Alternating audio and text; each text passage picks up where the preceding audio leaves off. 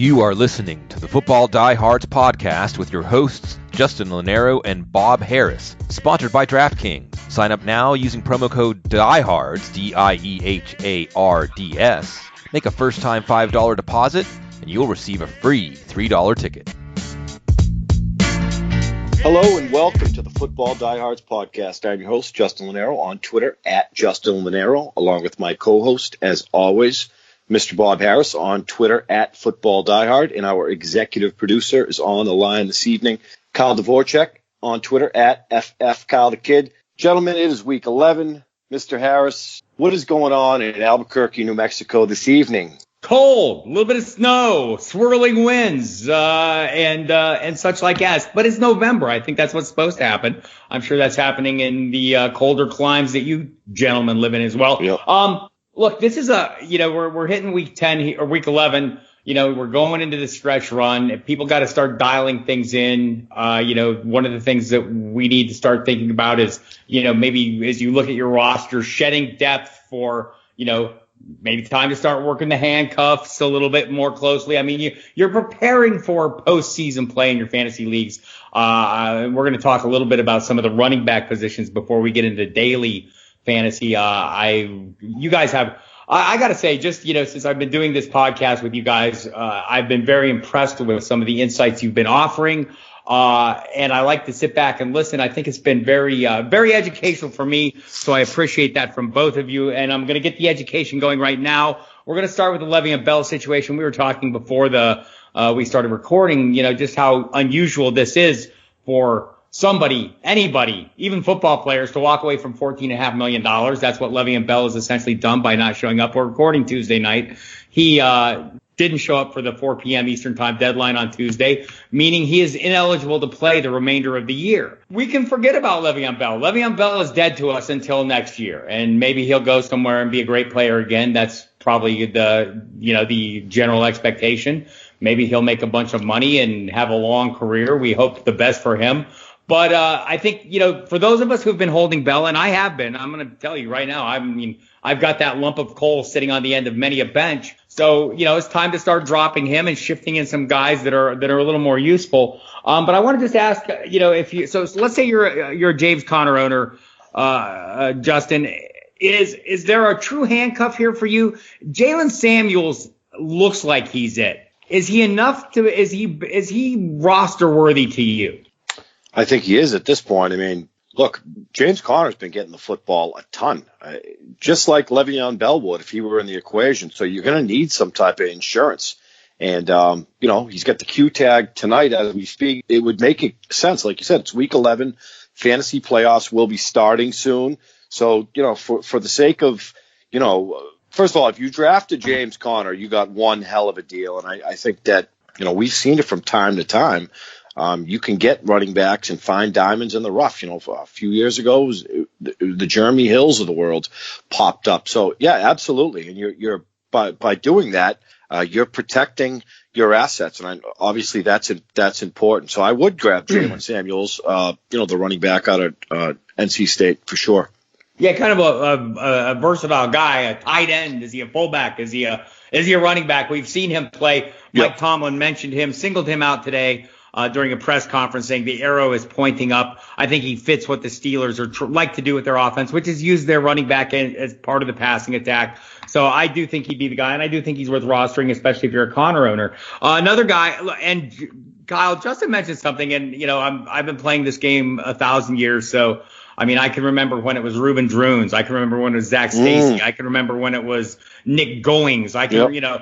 Every year there's a running back that comes out of nowhere to make something happen and win fantasy titles. Last year it was Alex Collins. The year before it was Justin Forsett. This is not a sporadic thing. It's a regular thing. So as we watch the Philadelphia Eagles and we watch Josh Adams' carry percentage go up each of the last 3 weeks, could he turn into that guy, or is that asking too much? I wouldn't ask for that. Don't bite the hand that feeds you that waiver wire. But is it possible? Certainly. Don't set your expectations there. But like you said, we're seeing his carries go up. We're seeing players fall out of favor there, whether it be due to injuries like Sproles can't get healthy right now, or just lack of quality play with a guy like Corey Clement just doesn't seem to be in their plans anymore. So is it possible he's that guy? Certainly, but I'm not starting with any confidence this upcoming. I feel like he's more the guy that's wrecking the guys that are already on your roster, Corey Clement and Smallwood, right? And maybe he could spike up. A guy who is coming out of nowhere down the stretch, and he's on a bye this week.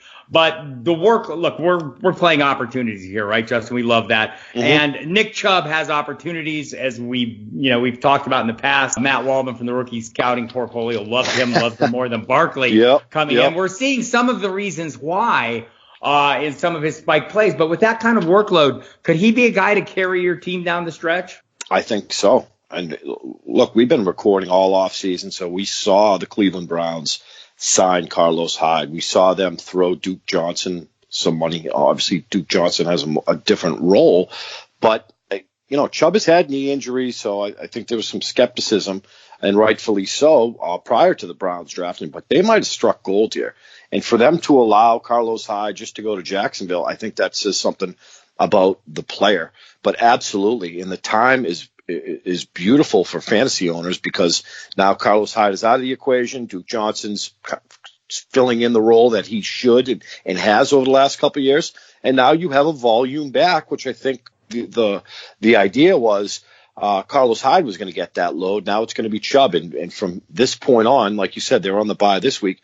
He's going to get the football 20 times a game, and he should. I'm just going to have to throw out here as well. You mentioned the Carlos Hyde is no longer. Carlos Hyde's no longer in the picture because John Dorsey, the GM, wanted his guys more in the picture, and he's the guy that shipped them off, much to the chagrin at the time of Todd Haley. So this has been the plan of management all along. They want Nick Chubb to be a thing. Another guy, a youngster who's emerging all of a sudden, a guy that we had no idea could hardly even play, is David Johnson, this kid in Arizona. Who had been relegated to a minimalist role under Mike McCoy, and all of a sudden Byron Leftwich is in, and after sitting at Bruce Arians' shoulder and learning from his offense over the course of time, David Johnson, and of course I'm joking, he is starting to look like the guy that we drafted him to be. Will this carry over, Kyle? I mean, he scored 2 touchdowns, and that's on that offense. Don't know if he'll be able to do that every week just because it's pretty bad. I believe they had 14 points and he had both their touchdowns, I believe. And that kind of touchdown equity 100% of the team's touchdowns can't keep up. And they won't be scoring a lot of them because they're not very good right now. Will they get better? I believe so.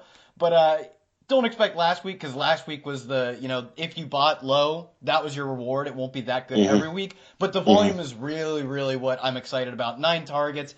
I have written here on our DFS notes, we'll get into 21 carries and 9 targets. He's back, baby. It's that volume we want to see every week. That's really exciting. It might not be the most efficient. It won't be the most scoring, but an increase of volume is what we're looking for. And that's, I think, what we're going to see as this offense will start working through him again. I talked to Mike Jurecki from ArizonaCardinals.com this very evening and asked him about the role and what we should expect for Johnson in terms of that receiving game especially. And he said, if you notice, the number of screen passes they've almost matched the number of screen passes in the last 2 weeks that they ran in the entire 7 weeks combined to Johnson. And one of the things that happened was Leftwich and Byron Leftwich and Steve Wilkes went to David Johnson and asked him the plays he wants to run, because there were some issues with him in terms of blown protections and running wrong routes, a few things like that. So they're dialing it in for him as well. So I like that as well. Another youngster that we haven't seen much of this year, Leonard Fournette returned to action last week. Super heavy workload going against the Pittsburgh Steelers this week. Justin, your expectations for Fournette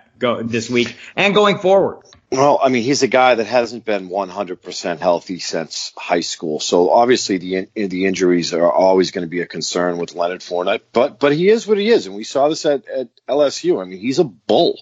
Right out of the gates, first week back, 24 carries, 5 receptions. He was involved in the passing game as well. I think the identity of the Jacksonville Jaguars is to play defense, which they did not do on the road, and run the football, get back to what you know. And I think it starts with Leonard Fournette is the centerpiece of that offense, not Blake Bortles and his array of wide receivers, but it's going to be Leonard Fournette. And permitting he stays healthy, he's going to get the football as much as any running back in the game. Yeah, I would say, this week in particular, Pittsburgh, I think the thing that was encouraging for Fournette was how big a role he played in the passing attack. I don't know if we should expect that every week. I spoke with young Leonard Fournette today. And he's proclaiming himself healthy and ready for the full role, which I would expect him I would not expect him to say otherwise. I did think it was interesting. He talked a little bit about Le'Veon Bell's situation, fully supportive of that. Not really surprising that a running back would have another running back's back in this case, but he does think that his role is going to remain steady over the course of the season. That's the plan, even with Carlos Hyde. So I think if you're in a league, if you've been holding on to Carlos Hyde and TJ Yeldon, maybe hang on to Yeldon in a PPR league, as if you're looking at that. But I think Hyde, I think it's safe to move on from Hyde at this point. Kyle, we saw Aaron Jones go off last week. The Green Bay Packers have 2 road trips coming, starting with a Thursday night game. In Seattle. Then they play in Minnesota. I think it's going to be very important for them to keep the running game going. Aaron Jones, he did it all, not on a huge number of touches. Should the 15 carries be the expectation more so than the 20 plus? Absolutely, just because it's so evident that he is the better running back of himself and Jamal Williams. Both of them have 73 carries on the year, despite Aaron Jones averaging over 3 yards per carry more, and he's been slightly more efficient as a receiver. It's been apparent all year that he's the better back, and it's not showing up in the extreme 20-plus carry games. So if they haven't learned their lesson by now, I don't think they will in Green Bay. I think we'll more 15 carry games, but he's efficient and he's on an Aaron Rodgers-led team, so that's still quality volume. It's much better than the volume a guy like we talked about earlier, David Johnson, will see. But if they haven't learned their lesson now, I don't think they will, and it's really disappointing. Right, and we'll get into some of this in the DFS, I'm sure, but just some people to keep on your streaming radar or your free agent radar. Marcus Mariota, Dak Prescott suddenly playing better. Lamar Jackson is a speculative play. We're hearing a lot of talk about Joe Flacco's hip. John Harbaugh's job security, the Ravens need to make the playoffs, etc. At some point, if they get a look at Lamar Jackson, it would not be a huge surprise, although not cemented in stone. We talked about a number of the running back situations. Wide receiver Cooper Kupp is done for the year, so maybe Josh Reynolds is a guy that you should have on your radar. Kiki QT should return for the Houston Texans this week. John Ross, look, I know you're close to this, Kyle, so I ask you, John Ross can run past anyone at least once a game, right? Is he one of the better touchdown dart tosses without A.J. Green in the lineup that you can think of? Yeah, in terms of touchdowns, if you wanted to measure touchdown rate on his targets, he'll be a guy every week that sort of like Tyreek Hill. Tyreek Hill got 2 touches a game. Yeah. He's definitely a guy I like to play in DFS, despite it, it'll pay off twice a year. Yeah, I'm with you there. And then and also, by the way, Brandon Marshall, too, is now a New Orleans Saints. I just want to remind everybody of this before they go nuts. Like, they went nuts for Des Bryant last week. And I get it. It's a new thing in a new place with a great offense. And I will remind you, if you look at wide receivers, the receiving numbers, Tre'Quan Smith is the number 2, tied for second in catches with 12 among all the Saints wide receivers. He's tied with Ted Ginn, who last played in week 4. That's what kind of role we're looking at. So, I had someone hit me on Twitter last week. What the hell's going on? Tre'Quan Smith hasn't done anything. Oh, that's kind of the default expectation. So get used to that. That kind of offense funnels through the top playmakers as it should. If you're looking at tight ends this week, Seal Jones is getting a lot of targets, doing damn little with them. Gerald Everett and Tyler Higbee both turning into maybe touchdown possibilities. At the tight end position, we all know, Justin could tell us again, it might be the sea of mediocrity. But Jonnu Smith, James O'Shaughnessy, all these guys, Nick Vannett, you're streaming. These guys are all on your list as is. I don't think there's anyone are there tight ends, Justin, that merit actually picking up, or is this just stream city? I think it's an interesting question for certain, and it might be Jonnu Smith. Your boy, Delaney Walker, is out of the picture, right? And I think Marcus Mariota, used him frequently. He's a big part of that offense. So if Smith and Smith is athletic, make no mistake about it, and touchdowns in back-to-back weeks. He hasn't had a ton of targets, but he's made use of them. So if you need a tight end on a Titans team that absolutely demolished the Patriots last week, absolutely, because it is the sea of mediocrity, and I think you're content with 5 receptions, 50 yards, and a touchdown. That's just fine. All right, so we've ground through that a little bit. I want to break into your guys' collective wheelhouse here and start talking DFS. I'll start with you, Kyle. What are the games you have your eye on this week? Yeah, every week you just pull it up, you sort by Vegas over/under, and that's what you're looking at. I'll let Justin take the cash games. One game that's got not the highest over/under of the week, but I think is a sneaky bet to hit the over, would be the Titans-Colts game. You were talking about Marcus Mariota to be getting his feet under him. Indianapolis, after a few slow weeks of Andrew Luck earlings, are now firing it up. I think this is just a game that has a sneaky potential to hit the over on this 48-point over-under.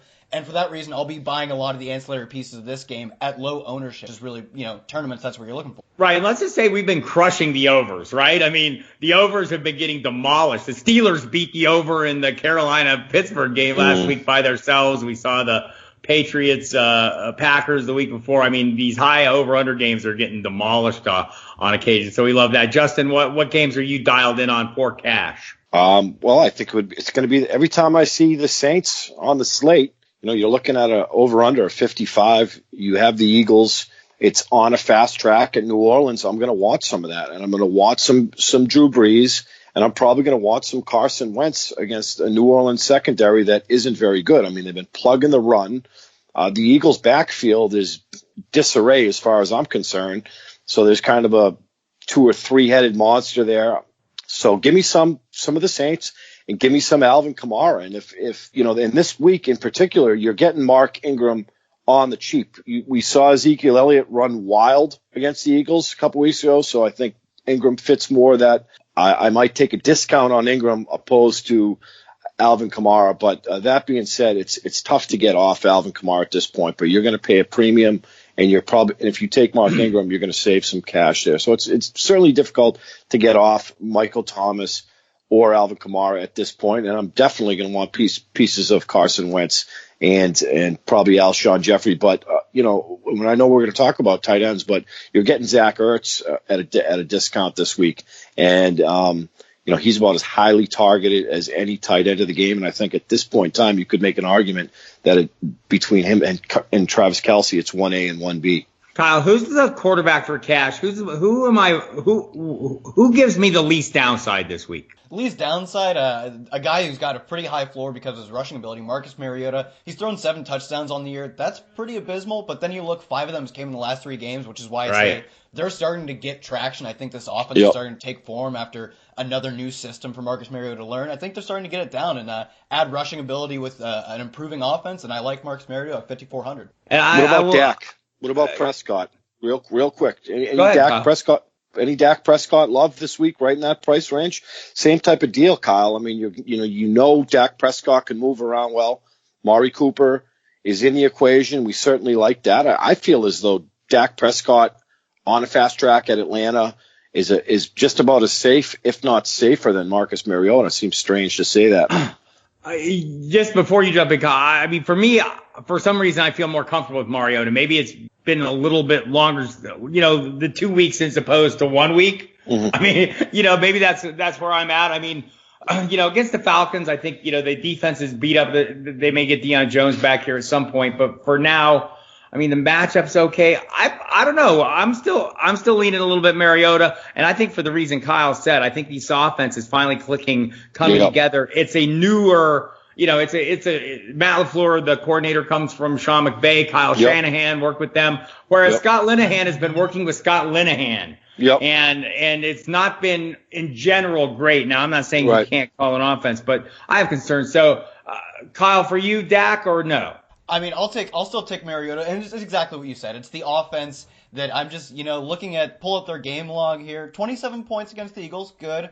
Titans 14, Redskins 17. Good week against the Jags, another one 16. It's just, I think your floor for a lot of players comes from being part of an offense that scores a lot of points, and the floor as an offense is particularly low. But I do agree, the rushing ability and maybe some improving talent with Amari Cooper coming in is raising that floor slowly. But I'm not sure if it's Mariota floor yet. Yeah, I expect the offensive line to be improving with the change in offensive line coach. We didn't see it the first week when they were still blocking each other, but we saw some signs of it this past week, which is it's a positive. But I'm with you. I'm not quite there yet. I know Justin. The price is not bad, right? So I mean that makes him a viable play. Let's look at running backs. I want to look at the tournament running backs, Justin.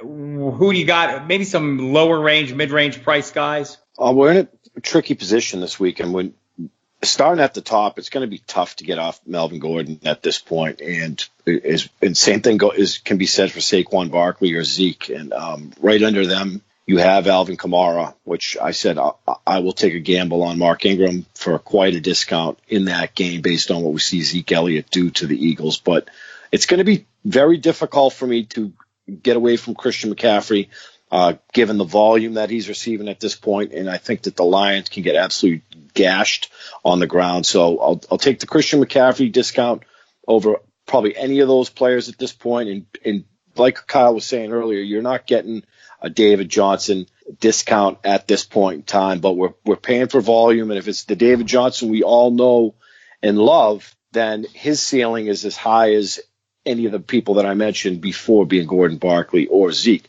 But you're not paying a $6K tag at this point in time. If I'm paying way down, gentlemen, it's going to be Mark Ingram, like I said, who I think can be volatile at times, depending on if it's going to be an Alvin Kamara week. Sometimes we play that guessing game. But I'm going to want some Dion Lewis for certain. I think last week there was the Patriots narrative was involved. It did not work out. He had some words to say about the Patriots being cheap, and I think he's absolutely right. But if I'm paying sub 5K for a running back and I have confidence in Dion Lewis, I'm a Dion Lewis believer for certain. I mean, he was fantastic against the Cowboys and the Chargers.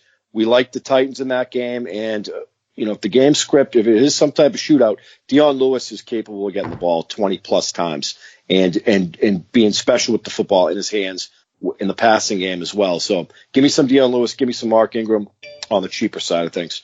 Right, and I want to go to you, Kyle, for the cash guys. And again, I know everyone out there listening is wondering, everyone knows which high-end guys they're paying up for. Maybe, maybe there's some matchups that might change this a little bit or make you back off a little bit. But I like to focus on the lower price guys here, especially in the cash games, because that allows me to pay up elsewhere. Who you got, Kyle, on the cash on the mid-range and cheaper end? Yeah, one of the guys I absolutely am looking at with Justin here is Dion Lewis. 19 touches has been his floor over the past 3 weeks. It seems as though they're starting to learn that Derrick Henry has a role, and that role is mostly on the bench. Sometimes he'll get out there, but it should be the Dion Lewis show, and they're making that happen. So that's a guy I really love. And then an interesting dart throw I'm looking at this week, Jalen Richard. Doug Martin is completely washed, and I think Jalen Richard just has a chance to get a lot of targets in any given game. That'll be a slightly high relative to the field ownership. If I have one lineup with him, that's probably high relative to the field. That's an interesting guy I'm looking at. That's a guy that I like every week, in terms of a high floor in PPR leagues, sure, season long. But I think also you look at his tournament play, his big play ability, that breakaway speed makes him of interest to me as well every week. Sticking with the cash games, Justin, give me some wide receivers. I want one guy you're paying up for, and then some guys that are helping you pay up for him. Oh, I'm going to go right back to Michael Thomas, and I'm going to pay top dollar for him. I mean, like you were saying earlier, Bob, I mean, the Saints are doing what they know, and that's sticking to their playmakers in New Orleans. And Michael Thomas is, at this point in time, I think the three of us can agree, is a top 3 wide receiver in the game. So for 8,800, I'm fine with Michael Thomas. 8 to 10 targets, he'll get in the end zone. If I'm going way down, obviously we study for this show, and it's only Tuesday, but I'm looking at some of the oldie but goodies, and I like Larry Fitzgerald in a dreamy spot against Oakland. I think the targets will be there for him. And where I like Dak Prescott, I'm certainly going to like myself some Amari Cooper at 5,400. I think Cooper, things are better. I talk about geographical relocations. I think we're seeing that in Dallas, and we've seen it almost immediately. So it's going to be Fitz. I'm going oldie but goodies, gentlemen.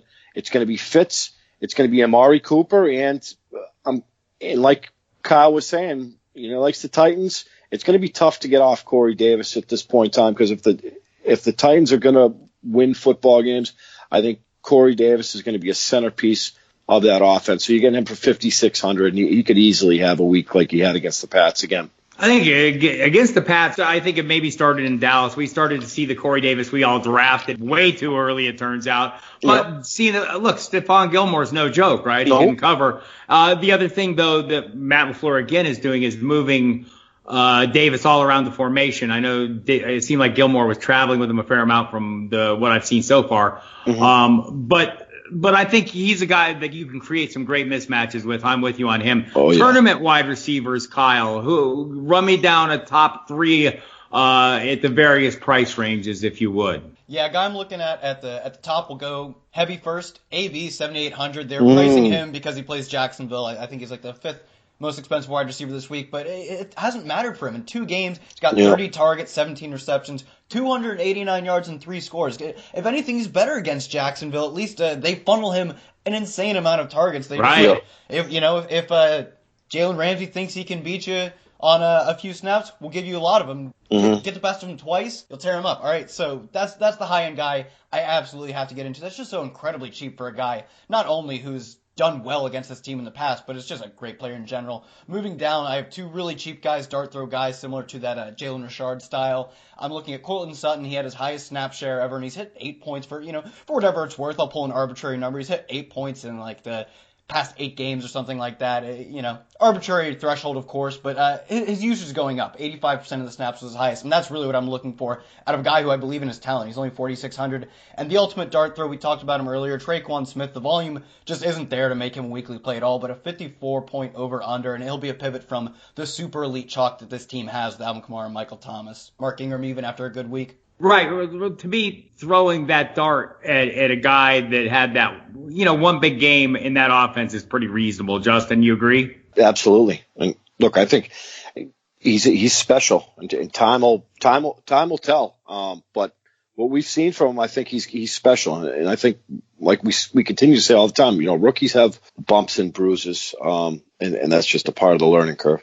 To Kyle's point, too, about Antonio Brown, I mean, you can go back to, I think it was the 2014 season. Brown had a streak of games with 5 catches, a consecutive streak game, and the Steelers were forcing him the ball. It took a lot of Mike Tomlin took a lot of abuse from the media because I think they threw him a screen pass at the end of the game to keep that streak going. So they will, and that's something you like about Mike Tomlin. He will force the ball to his playmakers and his high-end guys in order to keep them happy. So tight end situation, Justin, let's look at this for DFS purposes. I want you to give me your tournament plays this week. Well, it was interesting to see what Eric Ebron did. I mean, he's not a high touchdown player, but he had 3 touchdowns in the first half last week, which was interesting. You're still 4,300 there. I'll use him in tournaments for certain. I think he's finding a knack for the end zone. He's 8 touchdowns in college in 3 years at the University of North Carolina. He has 10 in 2018, and it's week 11. So I might go right back to Eric Ebron in tournaments. Zach Ertz is 6,600. Where we have to spend at running back and wide receiver this week. I don't know that a ton of people will be on Ertz. Well, at least I hope not, but they should be, because you get wide receiver numbers out of Ertz. So right tonight, it's Zach Ertz, it's Ebron in tournaments, and I'll probably go right back to Austin Hooper in cash games. Right. And just a point on Ebron, he got all his production on 21 snaps on Sunday. Outsnapped by Jack Doyle, got 48. Mo Alley Cox got 23 snaps. Crazy. So there you have it. Kyle, cash tight ends, are you sticking with Ertz, or does it go beyond that? I think Ertz is a really good option in cash. He scores like a receiver, pay up for him like he's a receiver. One thing you touched on, and I want to make another point of, is that, Justin, you said you like Eric Ebron this week, and I do too, but for me, he's definitely more of a cash play, specifically because of that low snap total and the low volume total. And I think a way we can, we've talked about it before, gaining leverage on the field, basically ways you can advance over the field in these tournaments, is just to go Jack Doyle over Eric Ebron, because people are going to see those 3 touchdowns last week, and I believe he'll be one of the higher owned tight ends. Say Jack Doyle scores one of Eric Ebron's touchdowns and Eric Ebron doesn't get it, that's an extreme leverage builder just for flipping 2 guys whose volume is similar, if not still favorable, to Jack Doyle. I like that. Any other plays like that, at the other positions that leap to mind for you, Kyle? Check my notes here. One more that I wanted to look at. We've talked about before, but I do think just any way you can attack the games that have the highest totals, but in a different, unique way. I want to see what the Twitter sphere, what the media says about Mark Ingram's last week, because if they're saying, it's just a blip on the radar and he's not super high owned, I will be overweight on him specifically, because you look at the studs, Alvin Kamara and Michael Thomas are going to be super high owned again. He's 4,700. I think that's the only thing that may be prohibitive for him being a mid to low ownership guy, is he's still so cheap. But depending on how things shake out there, that's a guy, if he's not super high ownership projected, I will be. Interesting point of view there. Justin, defenses. Is it a short list this week? It's a short list tonight, absolutely, and it's going to be the Arizona Cardinals at home, 3,100 against the dreadful Raiders. This defense has a ton of playmakers. I think I'm most comfortable tonight with the Arizona Cardinals, and I know sometimes we tend to get cute. We don't want to spend a ton of money on defenses. I also like the Chargers at home against Denver. 13 points in back-to-back weeks, sacks, defensive fumbles, interceptions. They're getting touchdowns. It's a good unit, and you're not breaking the bank. So tonight it's the Chargers, and it's the Arizona Cardinals. But later in the week, I might be able to dig. It's one of these positions where we know what the game has become now, and it's like arena football. So you can easily get burned, and I feel as though if you get too cute trying to save a couple dollars, you could easily end up with a 0 or a 1, and you definitely don't want that. Oh, Justin, isn't there an offer we have that will save some people a couple dollars that maybe could allow them to have a little more flexibility? Maybe DraftKings has something going with us. Yeah, our podcast is brought to you by DraftKings, the 1 week leader in daily fantasy sports. So it's that time of year where season-long leagues are starting to tank, and, you might have hung up your cleats. So you go over to DraftKings under promo code DIEHARDS, DIEHARDS, and you sign up today, $5 deposit, and you'll get a free $3 ticket. Again, DraftKings is fantastic. They're good to us. They're the pioneers of the game. And if you haven't signed up already, and another thing is if you have any questions regarding DraftKings, DM us. We're always open to discussing these things on the Twitterverse. All right, let's draw. Kyle, give me your top defense this week, and we'll wrap things up here tonight. One of the defenses I'll be looking at this week, Washington, just 2,700. They play the Texans. Deshaun Watson has the 4th highest sack rate among the current starting quarterbacks we have. I threw out C.J. Beathard and Josh Allen because they're not playing right now. It's semantics. But he is a guy who has taken many sacks because their line is bad, and we see running quarterbacks often take sacks. And then he's also had a propensity for throwing interceptions throughout his short career. Washington is at home. That's a defense that paid off last week, and I'm going to dip my toes back in the well this week. Interesting. I'm kind of on board with that one. And all right, kids. So there we have it. Again, if you missed the top news, Le'Veon Bell won't be playing this year. Everyone who's been holding him on your bench, he has turned into a pumpkin. You may dismiss him now, and we'll move forward from there. It looks like we got some news coming up on some of the Patriots, maybe Rob Gronkowski returning, but these teams are on bye. Josh Allen returning. This week, Stephon Diggs likely returning. So lots going on. Hit the website every single day. All kinds of stuff going on there. Columns, including Justin's digging in the DFS craze column that I read and love every single week. It'll be here later the week. But in the interim, plenty of news, notes, and information rankings to keep you up to speed on everything. One more thing, Kyle. Excellent call on Tyreek Hill last week. Yes. I was thinking about you. I had 0 Tyreek Hill. Very nervous. I was thinking about you. Was doing his thing. Just one of these players where had 0 exposure. But I listened to our show again because that's what I go back and listen to what we do, listen to our work, and you were all over Tyreek Hill as a tournament play. Good stuff there, man. Yeah, it was a great week for me. Not really in DFS. I didn't do anything particularly special. But Zach Zenner, re-signed by the Lions, got a carry. Your guy. Got a carry for 12 yards. It was a great time all around. And on that note, I feel happy saying we will come to a close tonight. I co-host Kyle Dvorchak on Twitter at FFKyleTheKid, Justin at Justin Lonero, and Bob at Football Dial. Thanks for tuning in.